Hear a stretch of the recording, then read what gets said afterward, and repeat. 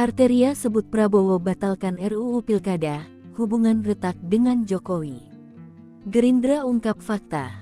Isu adanya campur tangan Prabowo di balik ramainya gelombang penolakan dan batalnya pengesahan RUU Pilkada diungkap Hamid Awaludin, ex-menteri era SBY dan anggota DPR RI dari fraksi PDIP Arteria Dahlan. Hamid Awaludin dilansir dari Kompas, Senin tanggal 26 Agustus mengatakan, Prabowo marah besar melihat manuver DPR RI hendak merevisi putusan MK soal ambang batas suara pencalonan cagup-cawagup di Pilkada, maka kader PDIP untuk fakta lain. Sementara Arteria Dahlan saat rapat bersama Menkumham RI, Supratman Andi Aktas Jumat tanggal 23 Agustus tahun 2024 juga menyatakan hal serupa. Ia melihat tanda-tanda itu terlihat dari aksi demonstrasi mahasiswa yang menjebol pagar DPR RI, namun tak ada tindakan keras polisi.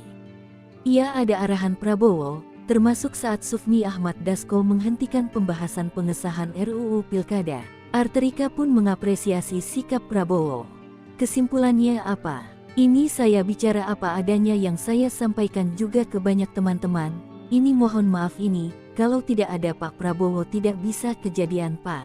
Namun beredar pula isu jika Jokowi kemudian kecewa atas pengesahan RUU Pilkada, sehingga Anies dan PDIP kembali mencalonkan diri untuk bersaing dengan Ridwan Kamil. Namun isu dibantah dengan tegas oleh Prabowo saat menghadiri Kongres PAN, Sabtu tanggal 28 Agustus tahun 2014.